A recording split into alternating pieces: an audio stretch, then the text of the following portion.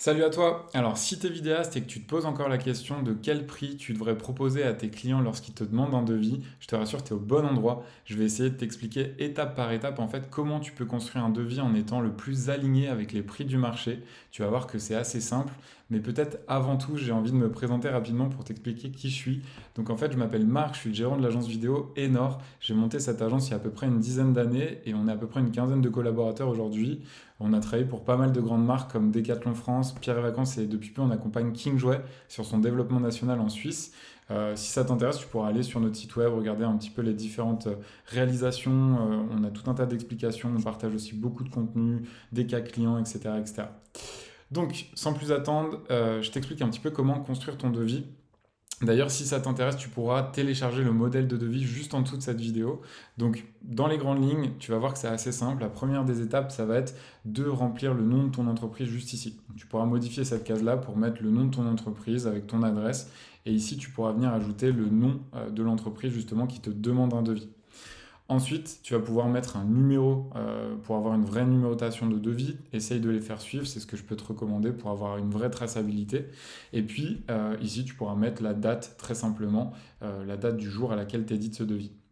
Donc, comment ça se présente? C'est-à-dire que là, en gros, l'idée, c'est que c'est découpé en 6 parties assez importantes qui constituent en gros systématiquement un projet vidéo. Donc, les 6 parties, ça va être toute la partie préparation. Donc, c'est ce qu'on appelle la pré-production. Ensuite, tu as la partie tournage. Donc là, c'est vraiment quelle équipe tu vas déployer sur le lieu de tournage, en fait. Combien il y aura de personnes? Est-ce que tu es tout seul? Est-ce qu'il y a un droniste? Il y a plusieurs cadreurs, un réal, etc. Ensuite, tu auras la partie moyen technique. Donc là, c'est vraiment le matériel que tu vas déployer en fait sur le tournage, sur le projet. Tu auras ensuite la partie frais. Donc les frais, ça va te concerner tout ce qui va être frais de déplacement, les frais liés à la restauration, par exemple, si tu dois manger le midi, le soir, etc. Ensuite, la partie comédien et studio. Donc là, c'est si tu as besoin par exemple de figurants, d'acteurs ou que tu dois encore louer un studio ou un Airbnb. Et pour finir, la partie post-production. Donc là, c'est tout ce qui va concerner le montage, l'étalonnage, la colorimétrie, toutes ces étapes un petit peu de post-prod avec l'enregistrement de la voix off et la bande son. Donc, comment ça fonctionne? C'est-à-dire que ici, sur cette première page, tu vas avoir un récapitulatif, c'est-à-dire que chaque partie vont venir un petit peu justement s'ajouter ici pour constituer le devis final. Donc, comment construire ton devis? Ce que je te propose, c'est qu'on va se mettre dans le cas de figure où, par exemple, on serait avec un prospect qui nous demande justement la réalisation d'un spot à peu près de 20 secondes pour une diffusion au cinéma. Donc, comme ça va nous permettre de mettre un petit peu dans le bain et puis d'avoir un exemple concret pour essayer de le chiffrer ensemble. Donc, si par exemple j'avais un prospect qui me demandait ça, ce que je pourrais faire déjà, la première des étapes, ce serait d'ajouter une ligne avec par exemple une journée pour de la gestion de projet. Pourquoi j'ajoute de la gestion de projet? C'est parce que c'est hyper important de en fait chiffrer le fait que tu vas passer tout un tas d'actions, notamment envoyer des mails, à faire des rendez-vous clients en fait avec ton prospect pour justement construire un petit peu le projet. Et donc tu auras systématiquement de la gestion de projet sur n'importe quel projet que tu vas devoir gérer. Donc pour le coup, moi j'aime bien ajouter une ou plusieurs journées de gestion de projet en fonction de la taille du projet. Ensuite, ce qui peut être intéressant, c'est que tu vas avoir la partie découpage technique. Donc le découpage technique, c'est quoi rapidement? C'est quand tu vas justement devoir organiser, donc avec un vrai document d'organisation, toute ta journée de tournage, ou tes journées de tournage s'il y en a plusieurs, avec un vrai découpage de la liste des shots à faire, donc tous les plans que tu dois réaliser, avec les acteurs ou les figurants qui seront dessus, etc., etc. Donc en fait, le découpage technique, c'est quand même quelque chose qui peut prendre pas mal de temps. Et ce que tu peux faire, c'est aussi ajouter une ligne concernant cette étape-là qui sera importante, par exemple, dans la réalisation d'un spot pour le ciné. Donc là, dans mon exemple, je ne vais pas forcément travailler dessus une journée, je vais mettre une demi-journée, clairement, qui vont suffire largement pour cette partie-là. Ensuite, la partie repérage, c'est assez important d'en parler, c'est qu'un bon tournage, il faut systématiquement que tu sois imprégné du lieu de tournage où tu vas aller. Alors, si c'est un environnement, par exemple, de bureau qui est assez maîtrisé, où il n'y a pas forcément de gestion de lumière, tu n'es pas en extérieur, ça peut totalement être géré sans repérage. En revanche, je te conseille que si, par exemple, tu dois justement aller sur un tournage qui n'est pas dans ta région ou dans une autre zone géographique, en fait, d'effectuer un repérage avant, ça peut être vraiment important parce que ça va te permettre en fait de te rendre compte que sur le lieu de tournage, il y aura peut-être des conditions particulières. Je te donne un exemple. Si par exemple, tu n'as pas fait de repérage et que tu arrives le jour J et que tu te rends compte qu'il y a un énorme câble électrique qui est en fait devant le plan que tu voudrais shooter, ça va poser problème et tu vas devoir l'enlever par exemple en post-prod. Si par exemple, tu n'as pas vu qu'il y avait un chantier juste à côté de ton tournage et que en fait toute la journée il y a des grues ou des engins de BTP en fait qui travaillent, forcément ça peut vraiment nuire aussi à ton tournage si par exemple tu as de la prise de son. Donc la partie repérage, elle est vraiment importante. Je te conseille de la facturer dès lors que tu as besoin de faire du repérage avant pour vraiment être safe et en gros assurer le meilleur projet vidéo derrière en fait. Donc là pour le coup je ne vais pas forcément en mettre parce que du coup on va partir du principe que je connais déjà l'environnement du client, qu'on va filmer peut-être en intérieur. En revanche, l'écriture du scénario, bah, c'est quelque chose qui va prendre du temps, puisqu'on va devoir écrire un script et un scénario. Donc, je vais facturer par exemple une journée sur la partie écriture de scénario. Ensuite, le casting, c'est si effectivement bah, il y a besoin de figurants ou d'acteurs. Là, pour le coup, on va partir du principe que le client, en tout cas en face, voudrait faire travailler des collaborateurs et les faire justement se mettre en avant à l'intérieur du spot, ainsi que des figurants, des personnes de leur entourage. Donc, on ne va pas forcément facturer de casting sur cette partie-là. Et puis la partie storyboard qui est assez importante et en fait je te recommande encore une fois de la facturer parce que c'est du travail et ça prend du temps. Clairement la partie storyboard là où elle est importante c'est que moi j'aime bien systématiquement verrouiller chacune des étapes en fait avec lesquelles je vais avancer avec le prospect. C'est-à-dire que en gros quand on va valider le projet, il va falloir systématiquement verrouiller, par exemple, l'écriture du script, ça va être la première des étapes. Ensuite, une fois que le script est verrouillé, là, je vais passer à la conception du storyboard. Une fois que le storyboard est verrouillé, là, on va pouvoir faire le découpage technique et ensuite, comme ça, enfin ainsi de suite, programmer la journée de tournage et aller jusqu'à la post-prod. Pourquoi je te recommande d'avoir une vraie organisation en amont? C'est-à-dire vraiment faire cette phase de pré-production, c'est parce qu'en fait, plus ton tournage va être organisé, mieux tu vas gérer ta production et du coup, moins tu auras de retour aussi quand tu vas livrer par exemple la première version du spot. Ça t'évite de tomber dans un truc où tu vas livrer une première version, une deuxième et arriver jusqu'à une V10 et qu'en fait ton client soit toujours pas content. Le fait de verrouiller chacune des étapes, c'est hyper important et encore une fois, ça nécessite du travail, donc forcément ça se facture. Donc là, pour le coup, c'est pareil. On va facturer un storyboard pour vraiment valider ces étapes parce qu'il y a forcément de la mise en scène. On va travailler les scènes proprement pour faire un beau spot qui va être diffusé justement au cinéma. Une fois que j'ai fait ça, je te montre juste ce qui se passe. C'est-à-dire que si je reviens sur ma page principale du devis, tu vois, ça vient de s'incrémenter comme la première ligne justement et on va pouvoir attaquer comme ça les prochaines étapes. Donc ensuite, je peux passer à la partie tournage. Donc là, la question à se poser, c'est qui est-ce qui sera sur le tournage? Est-ce que tu es tout seul? Est-ce que tu vas faire appel à d'autres personnes justement pour construire une équipe de tournage? Là, pour le coup, on va partir du principe qu'il n'y aura qu'un cadreur, mais on pourrait avoir une plus grosse équipe avec un réal, un chargé de prod, un cadreur, etc. Donc là, on va faire assez simple. On va partir du principe que tu es tout seul et que du coup, c'est toi qui vas cadrer. On va partir aussi du principe qu'il n'y aura pas forcément de droniste ou tout un tas d'autres corps de métier, ça suffira largement. Donc ensuite, on va pouvoir passer à la partie moyens techniques. Donc les moyens techniques, ça c'est toi qui vois aussi en fonction d'eux. Mais l'idée, c'est qu'à chaque fois que tu utilises du matériel chez le client, que ce soit ta caméra, ton drone, certains objectifs, etc., qu'en fait tu le factures au client. Je t'explique pourquoi. C'est que en fait l'objectif, c'est de faire conscientiser à ton client que forcément utiliser ton matériel, ça a un coût, parce que du coup, ça va venir l'utiliser, l'abîmer, et forcément, tu prends le risque aussi de le casser, etc. Donc, tu t'en sers chez le client, donc forcément, tu lui factures, c'est totalement normal et c'est hyper important parce que ça fonctionne comme ça, en tout cas dans notre industrie. En revanche, ça permet une chose qui est hyper importante, c'est que si ton client a des attentes un peu plus élevées ou que par exemple il veut aller sur de la prod pour faire un spot télé, tu vas pouvoir lui dire voilà, par exemple, moi je suis pas équipé de matériel suffisamment haut de gamme pour aller en télé. En revanche, on peut par exemple vous mettre une RED avec un parc d'optique, je sais pas, de tel type ou de telle marque parce que forcément on veut faire une belle prod et donc on veut monter en gamme et s'annoncer en télé. Donc forcément, vu qu'on va jouer des coudes avec des grandes marques, ça peut être effectivement intéressant d'aller sur du matériel plus évolué. Donc ce qui peut être assez intéressant, c'est que de base, toi tu factures la location de ton matériel en fonction des prods et que si le client, tu lui recommandes ou que lui-même il demande à avoir du matériel supplémentaire plus haut de gamme, tu puisses l'inclure, ensuite lui facturer et aller le louer chez un loueur derrière en fait. Ça sert strictement à ça, c'est hyper important. Comme ça permet de faire conscientiser au client que ça a une valeur et que s'il veut d'autres types de matériel, forcément, ça aura d'autres coûts en fait. Donc cette partie-là, elle est assez importante.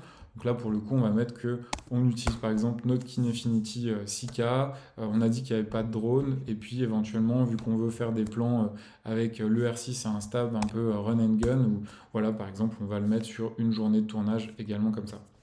Voilà pour l'exemple, ça je vous laisserai vraiment gérer les prix en fonction de ce que vous voulez faire. Ça c'est des anciens tarifs de nos devis agences où on a dû louer par exemple une motoneige, on a dû louer un générateur électrique, ce genre de choses.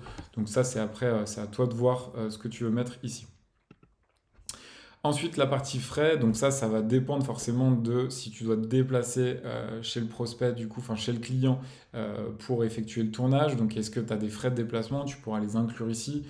Je te mets un petit peu en garde là-dessus. C'est vrai que les clients n'aiment pas trop de manière générale, donc ça peut être aussi intéressant de rajouter plutôt une journée de post-prod que d'avoir un trop gros chiffrage. Si par exemple, je sais pas, tu es à Paris, tu travailles la plupart du temps, ta zone de chalandise c'est sur Paris et que tu as un tournage sur Marseille, c'est sûr que si tu commences à chiffrer énormément de frais liés au transport et à l'équipe, bah forcément tu peux perdre le projet en fait. Et le client en face pourrait se dire, bah tiens, je vais faire appel à un prestataire directement sur place, donc peut-être à Marseille en fait. Donc voilà, ça c'est un conseil que je peux te donner pour en avoir fait les frais aussi. Tu peux mettre moins de frais aussi ici et rajouter peut-être un peu plus de post-prod ou de pré-prod aussi pour t'y retrouver. Donc là, on va partir du principe que le client habite, enfin en tout cas leurs bureaux sont juste à côté de chez nous, donc on ne va pas facturer de frais de transport. Par contre, on va devoir se restaurer le midi parce qu'on va tourner sur une journée complète et du coup forcément il y a besoin d'un petit panier repas pour manger, donc ça je vais l'inclure aussi ici. C'est pareil, fais attention, mais plus tu vas mettre des paniers repas hauts et plus tu vas le chiffrer, plus les clients peuvent chipoter aussi là-dessus, ça peut arriver.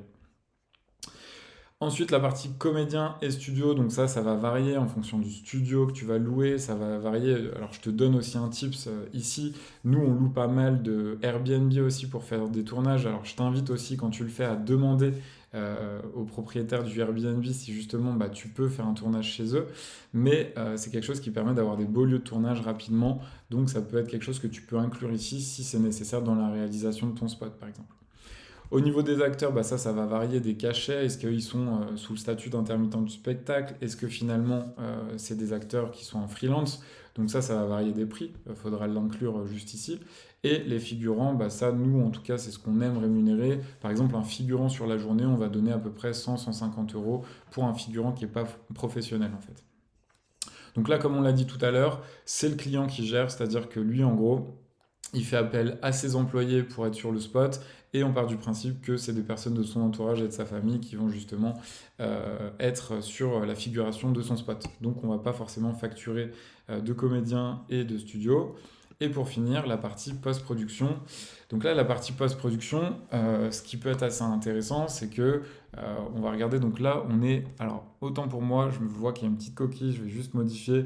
On peut être à peu près, donc dans ces eaux-là, pardon, à 250 euros la journée. Ça, c'était des tarifs agence, mais pour donner un ordre d'idée, on peut être à 200, 250 à peu près en freelance. Ça peut monter bien plus, hein, bien entendu. Ça, c'est toi, encore une fois, et tes tarifs et tes attentes sur le marché. Moi, j'essaie juste de trouver un équilibre pour essayer de faire en sorte que forcément ces prix soient cohérents. Je me suis basé aussi sur les moyennes que partageait Malte, en fait, la plateforme justement qui met en relation les freelances, qui a donné beaucoup de data sur le prix moyen justement qu'allait facturer un vidéaste. Donc tu pourras regarder, il y a pas mal d'informations aussi de ce côté-là. Mais du coup, ce que je t'invite à faire en fait, c'est que tu peux justement tout régler à ce niveau-là. Donc c'est-à-dire bah, par exemple le dérochage, combien de temps tu as besoin pour dérocher par exemple une journée de tournage. Bon bah là je mettrais par exemple une demi-journée qui suffirait largement. Ensuite, pour la partie montage, bah, peut-être que pour ce spot de 20 secondes, je vais en avoir pour à peu près une journée et demie sur la partie montage. Et puis, il va y avoir quand même un peu de colorimétrie parce que forcément, on veut un spot qui soit esthétique. Donc, je vais mettre une journée. En termes d'animation, on ne va pas forcément faire d'animation, de VFX. Et puis, en achat d'images libres de droit, ça, c'est des choses parfois sur certains spots, on en a besoin. Donc, on les facture au client. Là, pour le coup, on ne va pas forcément en mettre. En termes de bande son, oui, on va mettre une bande son, libre de droit, très important aussi, surtout s'il y a de la diffusion. Et puis voix off, bah, ça va varier des artistes voix off. On peut avoir tous les prix, hein. Je te donne aussi un tips. Tu peux aussi aller trouver des voix off sur Fiverr. Et il y en a à tous les prix. Tu peux trouver des personnes qui facturent très peu cher, comme des personnes qui forcément te facturent beaucoup plus cher.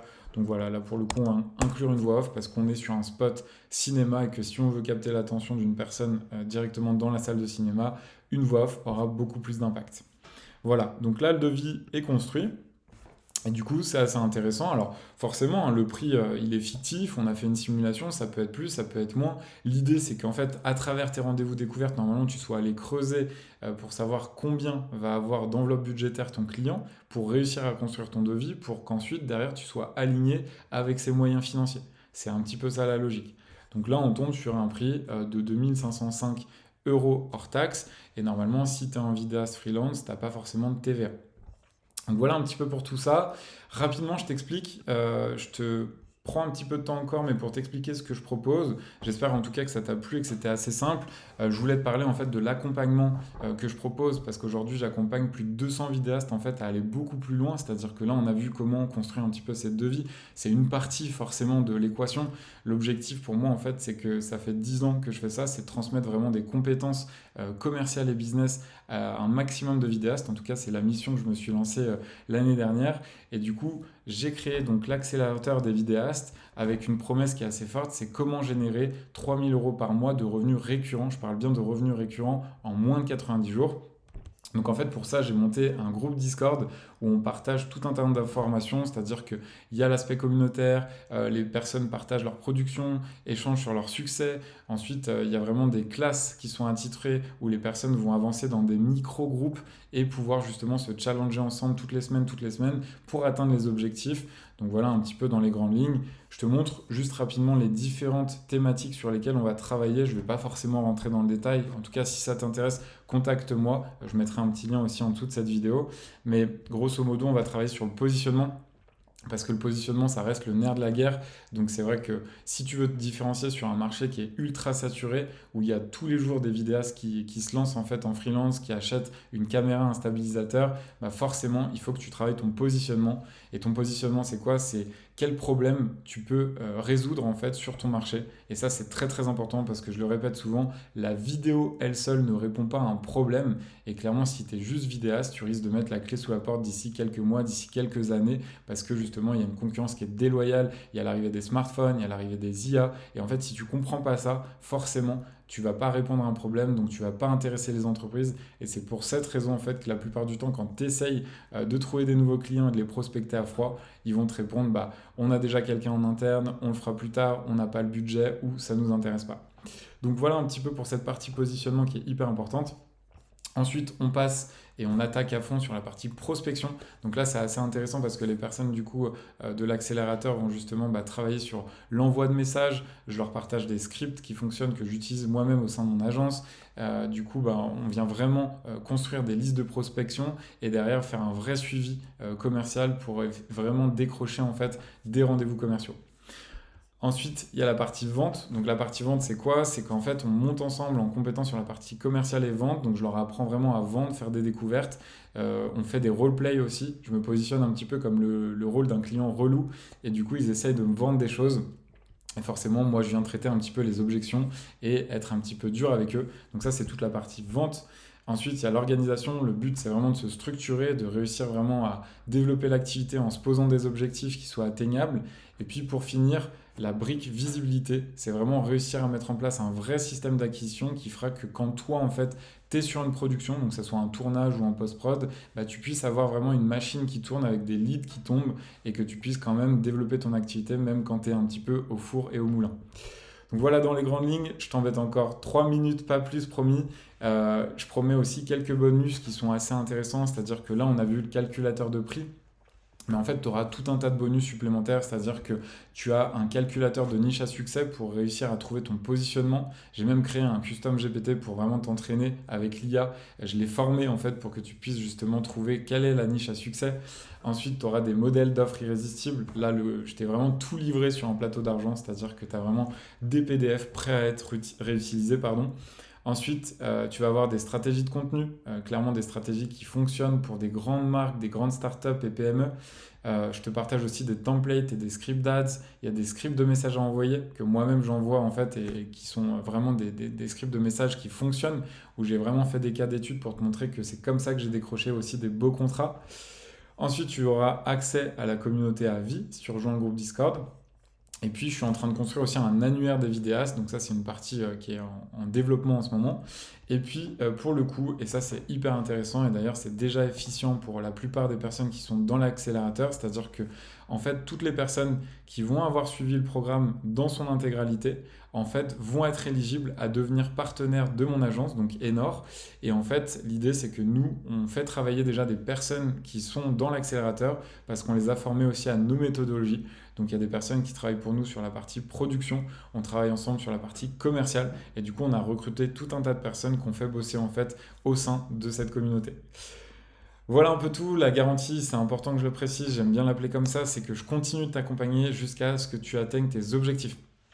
Clairement, je t'explique, on a un canal privé entre toi et moi, c'est-à-dire que tant que tu n'arrives pas en fait à atteindre ton objectif, bah, tu restes dans le groupe Discord et en fait je donne tout pour que toi tu y arrives. Donc je continue de te répondre, te donner des conseils pour justement que tu puisses atteindre cet objectif de 3 000 € par mois de revenus récurrents. Voilà dans les grandes lignes. Et la dernière question à se poser, c'est est-ce que tu es éligible? Donc forcément, je cherche que des profils ultra motivés. En gros, je t'explique pourquoi.